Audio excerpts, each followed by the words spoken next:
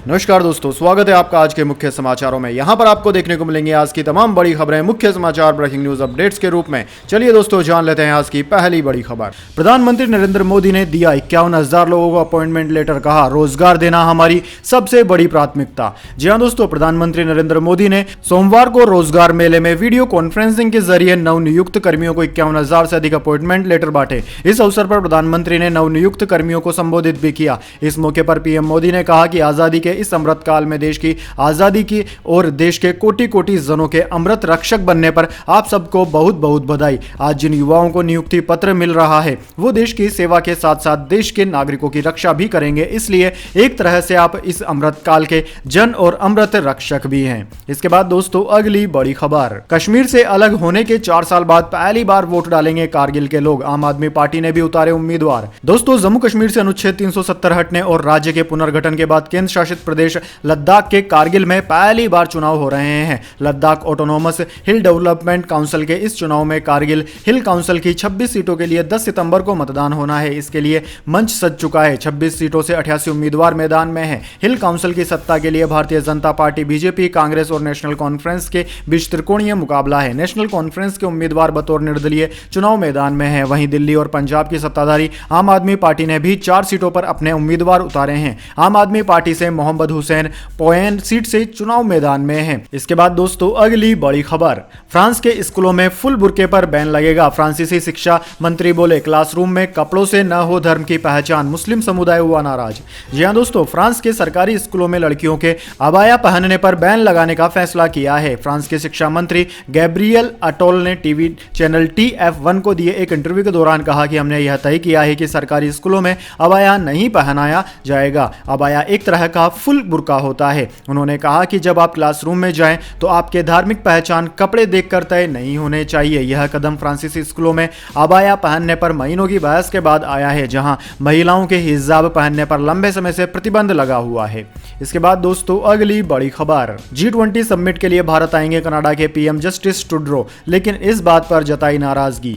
जी हां दोस्तों, कनाडा के प्रधानमंत्री जस्टिस ट्रूडो भारत में होने वाले G20 शिखर सम्मेलन में शामिल होंगे। समिट में शामिल होने की पुष्टि करने के साथ ही उन्होंने यूक्रेन को इसमें शामिल नहीं किए जाने पर निराशा व्यक्त की है। हाल ही में यूक्रेनी राष्ट्रपति वोलोडिमिर जेलेंस्की के साथ टेलीफोन पर बातचीत में ट्रूडो ने यह सुनिश्चित करने का वादा किया कि कीव की चिंताओं पर उचित ध्यान दिया जाए और महत्वपूर्ण वैश्विक आर्थिक मंच से गैर मौजूदगी के बावजूद दुनिया यूक्रेन के साथ खड़ी है। ट्रूडो ने जेलेंस्की से कहा था कि मैं G20 समिट में शामिल होऊंगा, लेकिन मुझे निराशा है कि आपको इसमें शामिल नहीं किया जाएगा, लेकिन हम आपके लिए दृढ़ता से बोलेंगे। हम यह सुनिश्चित करना जारी रखेंगे कि दुनिया आपके साथ खड़ी हो। यूक्रेन भी कनाडा के समान ही है। इसके बाद दोस्तों, अगली बड़ी खबर। 2 सितंबर को लॉन्च होगी भारत की पहली स्पेस ऑब्जर्वेटरी। इसरो ने बताया कब उड़ेगा आदित्य L1। जी हां दोस्तों, इसरो 2 सितंबर 2023 की सुबह 11:50 पर आदित्य L1 मिशन लॉन्च करने जा रहा है। यह भारत की पहली अंतरिक्ष आधारित ऑब्जर्वेटरी है। लॉन्चिंग श्रीहरिकोटा के सतीश धवन स्पेस सेंटर से की जाएगी।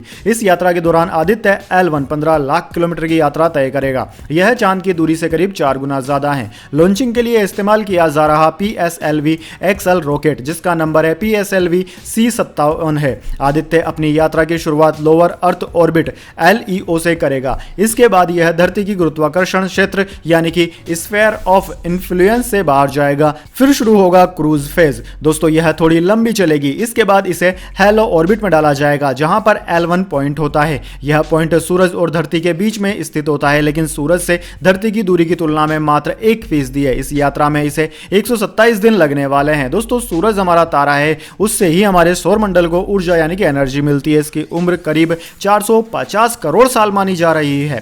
धरती से इसकी दूरी करीब 15 करोड़ किलोमीटर है। बिना सौर ऊर्जा के धरती पर जीवन संभव नहीं है। सूरज की ग्रेविटी की वजह से ही इस सौरमंडल में सभी ग्रह टिके हुए हैं, नहीं तो वो कब का सुदूर गहरे अंतरिक्ष में तैर रहे होते, ऐसा खगोल वैज्ञानिक कहते हैं। इसके बाद दोस्तों, अगली बड़ी खबर। गाड़ी पर जाति धर्म लिखवाना कानून का उल्लंघन, शीशे पर देवी देवताओं के स्टिकर लगाने पर कटेगा चालान, पुलिस पत्रकार एमएलए को भी छूट नहीं। जी हां दोस्तों, सड़क पर अपना रोब झाड़ने के लिए कोई अपनी गाड़ी पर विधायक, पत्रकार जैसे शब्द लिखवा लेता है तो कोई अपना सरनेम और धार्मिक स्टिकर चिपका देता है। उत्तर प्रदेश में पुलिस इन दिनों ऐसी गाड़ियों के खिलाफ अभियान चला रही है। बाइक और कार पर ऐसा कुछ भी लिखवाना कानून का उल्लंघन है। बहुत से लोग तो रोक के बावजूद अपनी गाड़ी के शीशे पर ब्लैक फिल्म, प्रेशर हॉर्न और हूटर तक लगवा लेते हैं। कानून के मुताबिक ऐसी गलती करने पर जेल तक हो सकती है। दोस्तों, गाड़ियों की नंबर प्लेट के लिए सरकार ने नियम बना रखे हैं। नंबर प्लेट का डिजाइन, साइज, कलर सब कुछ तय है। इसके बावजूद कोई नंबर प्लेट पर ही फैंसी लाइंस लिखवा लेते हैं तो कोई अपने सरनेम या पद लिखवाकर रौब दिखाते हैं, लेकिन कानूनी तौर पर यह अपराध की श्रेणी में आता है और पुलिस कार्यवाही कर सकती है। इसके बाद दोस्तों, अगली बड़ी खबर, तेजस्वी यादव हाजिर हो, अहमदाबाद कोर्ट ने जारी किया समन, 22 सितंबर को पेशी के लिए बुलाया। जी हां दोस्तों, अहमदाबाद की एक मेट्रोपॉलिटन अदालत ने बिहार के उप मुख्यमंत्री तेजस्वी यादव को उनकी एक कथित टिप्पणी को लेकर दायर आपराधिक मानहानि मामले में सोमवार को समन जारी किया है। तेजस्वी यादव ने कथित तौर पर कहा था कि सिर्फ गुजराती ही ठग हो सकते हैं। अतिरिक्त मेट्रोपॉलिटन मजिस्ट्रेट डीजे परमार की अदालत ने राष्ट्रीय जनता दल के वरिष्ठ नेता तेजस्वी यादव को भारतीय दंड संहिता की धारा 499 और 500 के तहत उनके खिलाफ दायर मामले में 22 सितंबर को पेश होने के लिए समन जारी किया है। अदालत ने अहमदाबाद के सामाजिक कार्यकर्ता और व्यवसायी हरीश मेहता की शिकायत के आधार पर दंड संहिता की धारा 202 के तहत यादव के खिलाफ जांच की थी और राजद नेता को तलब करने के लिए पर्याप्त आधार पाया था। मेहता ने इस साल 21 मार्च को बिहार की राजधानी पटना में मीडिया के सामने दिए गए यादव के बयान के सबूत के साथ अदालत में अपनी शिकायत दाखिल की थी। इसके बाद दोस्तों, अगली बड़ी खबर, G20 समिट में यूएस ने मांगी 80 कारें, चीन ने की 46 की डिमांड।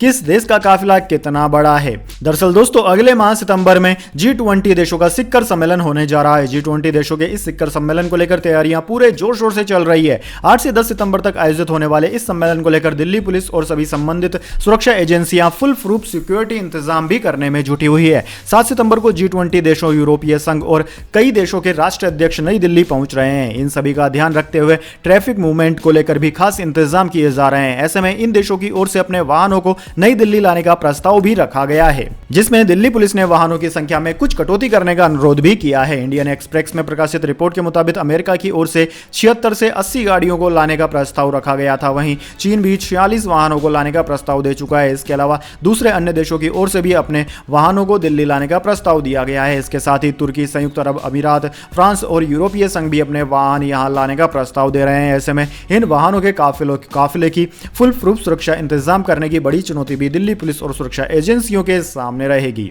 इसके बाद दोस्तों, अगली बड़ी खबर, रिलायंस के नॉन एग्जीक्यूटिव डायरेक्टर बने ईशा, आकाश और अनंत। नीता अंबानी अब बोर्ड का हिस्सा नहीं, फैसले को बोर्ड की मंजूरी। जी हां दोस्तों, ईशा, आकाश और Anant Ambani Reliance industries limited RIL के नॉन एग्जीक्यूटिव डायरेक्टर बन गए हैं। शेयर होल्डर्स की मंजूरी के बाद RIL के बोर्ड ऑफ डायरेक्टर्स ने सोमवार यानी कि 28 अगस्त को मुकेश अंबानी के तीनों बच्चों को नॉन एग्जीक्यूटिव डायरेक्टर अपॉइंट किया है। इसके साथ ही नीता अंबानी के इस्तीफे को भी बोर्ड ने एक्सेप्ट कर लिया। कंपनी ने कहा है कि नीता अंबानी रिलायंस फाउंडेशन की फाउंडर चेयरपर्सन की भूमिका में बनी रहेगी। रिलायंस फाउंडेशन के चेयरपर्सन के तौर पर नीता अंबानी RIL बोर्ड बैठकों में शामिल होती रहेंगी। रिपोर्ट के अनुसार नीता अंबानी ने रिलायंस फाउंडेशन को ज्यादा समय देने के लिए कंपनी के बोर्ड से इस्तीफा दिया है। इसके बाद दोस्तों, अगली बड़ी खबर, ब्रिटेन का एयर स्पेस किया गया बंद, कई इंटरनेशनल फ्लाइट्स पर पड़ा असर। जी हां दोस्तों, ब्रिटेन में air traffic control system fail हो गया है। इसके चलते एयर स्पेस को बंद कर दिया गया है। बताया जा रहा है कि नेटवर्क में खामी की वजह से फ्लाइटों के आवागमन पर भी असर पड़ा है। स्कॉटिश एयरलाइन लोंगानेयर ने कहा कि यूके के एयर ट्रैफिक कंट्रोल के कंप्यूटर सिस्टम में नेटवर्क संबंधी खामी पाई गई है। साथ ही अलर्ट जारी किया गया है कि इंटरनेशनल फ्लाइट्स में देरी हो सकती है। एक प्रवक्ता ने कहा है कि हम एक तकनीकी समस्या का सामना कर रहे हैं और सुरक्षा बनाए रखने के लिए ट्रैफिक के आवागमन को रोक दिया गया है। उन्होंने कहा कि इंजीनियर इस टेक्निकल खामी को ढूंढने और उसे ठीक करने के लिए काम कर रहे हैं। मीडिया रिपोर्ट्स के मुताबिक नेशनल एयर ट्रैफिक सर्विसेज ने यात्रियों को होने वाली असुविधा के लिए माफी मांगते हुए कहा है कि हम जल्द से जल्द इसे सुधारने की कोशिश कर रहे हैं। हालांकि NATS की ओर से इस बारे में कोई और जानकारी नहीं दी गई है कि इसका कारण क्या है या इसे ठीक करने में कितना समय लगेगा। इसके बाद दोस्तों, अगली बड़ी खबर, सिर्फ बड़ी बड़ी बातें नहीं करते थे नेहरू बल्कि बड़े फैसले लेते थे, कांग्रेस नेता जयराम रमेश ने कही बात। जी हां दोस्तों, कांग्रेस सांसद और पार्टी महासचिव जयराम रमेश ने भारतीय अंतरिक्ष अनुसंधान संगठन इसरो के निर्माण में देश के पहले प्रधानमंत्री पंडित जवाहरलाल नेहरू के योगदान को न पचा पाने को लेकर बीजेपी पर निशाना साधा। जयराम रमेश ने कहा कि पंडित नेहरू केवल बड़ी बड़ी बातें नहीं करते थे। चंद्रयान 3 की चांद पर ऐतिहासिक लैंडिंग के बाद भारत के स्पेस प्रोग्राम पर सत्ताधारी बीजेपी और विपक्षी कांग्रेस के बीच जुबानी जंग चल रही है। कांग्रेस इसके लिए देश के पहले प्रधानमंत्री पंडित जवाहरलाल नेहरू के प्रयासों को क्रेडिट दे रही है, तो सत्ताधारी बीजेपी का कहना है कि इस क्षेत्र में 2014 के बाद बड़ी प्रगति हुई है। इस बीच जयराम रमेश ने बीजेपी पर ताजा हमला बोला है। जयराम रमेश ने सोशल मीडिया प्लेटफॉर्म एक्स पर लिखा है कि नेहरू वैज्ञानिक दृष्टिकोण को बढ़ावा देते थे। इसरो के निर्माण में उनके योगदान को जो नहीं पचा पा रहे हैं वो TIFR यानी कि Tata institute of fundamental research के शिलान्यास के दिन का उनका भाषण सुन ले। वह बादलों से रडार को बचाने वाले विज्ञान से ज्ञाता की तरह सिर्फ बड़ी बड़ी बातें नहीं करते थे बल्कि बड़े बड़े फैसले लेते थे। साथ ही उन्होंने भाषण भी शेयर किया। इसके बाद दोस्तों अगली बड़ी खबर, राजनीति में कोई स्थायी दुश्मन या दोस्त नहीं होता, अजित पवार के बयान से उठे सवाल। जी हां दोस्तों, अजित पवार से अब भी यह सवाल किया जाता है कि आखिर उन्होंने शरद पवार का साथ छोड़कर भाजपा का दामन क्यों थामा। महाराष्ट्र के उप मुख्यमंत्री अजित पवार ने रविवार को कहा कि राजनीति में कोई स्थायी दुश्मन और दोस्त नहीं होता और उनका गुट राज्य में लोगों की समस्याओं को हल करने के लिए भाजपा और एकनाथ शिंदे के नेतृत्व वाली शिवसेना के गठबंधन में शामिल हुआ है। हाल ही में महाराष्ट्र कांग्रेस प्रमुख नाना पटोले ने प्याज पर 40% निर्यात शुल्क बढ़ाने के केंद्र सरकार के हालिया फैसले पर एकनाथ शिंदे सरकार को घेरा था, जिस पर अजित पवार ने सफाई दी। अजित पवार के इस बयान ने एक बार फिर सोचने के लिए मजबूर कर दिया है कि आखिर वह कब तक इस पाले में रहेंगे। इसके बाद दोस्तों जाने अगली बड़ी खबर, लेकिन उससे पहले मेरी आपसे एक छोटी सी रिक्वेस्ट है, अगर दोस्तों आपको अभी तक हमारी न्यूज पसंद आई है तो इसे एक छोटा सा लाइक जरूर दे दीजिए, और अगर आपको पसंद नहीं आई है तो बेशक आप डिसलाइक भी कर सकते हैं, लेकिन दोस्तों लाइक और डिसलाइक जरूर कीजिए, क्योंकि दोस्तों यही हमारी मेहनत का फल होता है और इसी से हमें पता चलता है कि आपको हमारी वीडियोस पसंद आ रही है या नहीं। तो चलिए दोस्तों जान लेते हैं आज की अगली बड़ी खबर। शेयर बाजार में आज रही तेजी, सेंसेक्स 110 अंक की तेजी के साथ 64,996 पर बंद। जियो फाइनेंशियल सर्विसेज का शेयर 2.05% टूटा। जी हां दोस्तों, शेयर बाजार में सोमवार को बढ़त देखने को मिली। सेंसेक्स 110 अंक की तेजी के साथ 64,996 के स्तर पर बंद हुआ। निफ्टी में 40 अंकों की तेजी रही, यह 19,306 के स्तर पर बंद हुआ। आज दोस्तों सेंसेक्स के 30 में से 15 शेयरों में तेजी और 15 में गिरावट देखने को मिली। जियो फाइनेंशियल सर्विसेज का शेयर 2.05% गिरकर बंद हुआ। वहीं दोस्तों निफ्टी 50 के टॉप गेनर और टॉप लूजर्स की आज बात की जाए तो टॉप गेनर्स में आज पावर ग्रिड, L&T और सिप्ला रहे, जबकि टॉप लूजर्स में जियो फाइनेंशियल, रिलायंस, अडानी एंटरप्राइजेज रहे।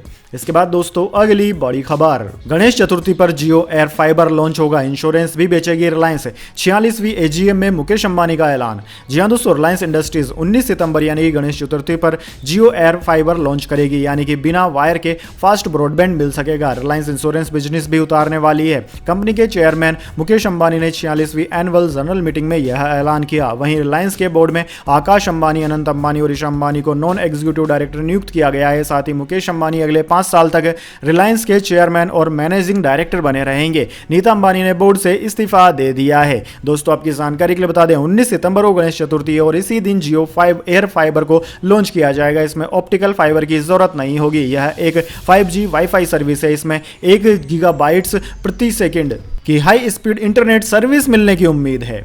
इसके बाद दोस्तों अगली बड़ी खबर, नीतीश का इंडिया क्लीनर बनने से इनकार, बोले मैं कुछ बनना नहीं चाहता, बस सभी को एकजुट करना है। जी हां दोस्तों, बिहार के मुख्यमंत्री नीतीश कुमार ने इंडिया गठबंधन का क्लीनर बनने से इनकार कर दिया है। उन्होंने कहा है कि कुछ भी नहीं बनना चाहता मैं, ये बात मैं आपको बार बार कहता आया हूं, मेरी ऐसी कोई इच्छा नहीं है, मैं बस सभी को एकजुट करना चाहता हूं। मुख्यमंत्री नीतीश कुमार डिप्टी सीएम तेजस्वी यादव के साथ सोमवार को श्री कृष्ण मेमोरियल हॉल पहुंचे। विपक्षी दलों के गठबंधन इंडिया की तीसरी बैठक मुंबई में 31 अगस्त और 1 सितंबर को होगी। इस बैठक में गठबंधन के संयोजक की घोषणा होनी है। शुक्रवार से ही इस बात की चर्चा है कि नीतीश कुमार को संयोजक बनाया जाएगा। इसके बाद दोस्तों अगली बड़ी खबर, अगस्त के आखिरी 4 दिन भी बारिश के आसार नहीं। मानसून में अब तक 8 राज्यों में सामान्य से ज्यादा बारिश, केरल में सबसे कम। जी हां दोस्तों, अगस्त का महीना भी लगभग खत्म हो चुका है। तेज बारिश होने के बजाय धूप चटकने के साथ मामूली बूंदाबांदी हो रही है। हालात यह है कि देश के कई राज्यों में दूसरा सावन भी बारिश को तरस गया। किसानों के माथों पर उभरी चिंता की लकीरों से सूखे की आहट सुनाई दे रही है। 1 जून को मानसून की शुरुआत होने के बाद से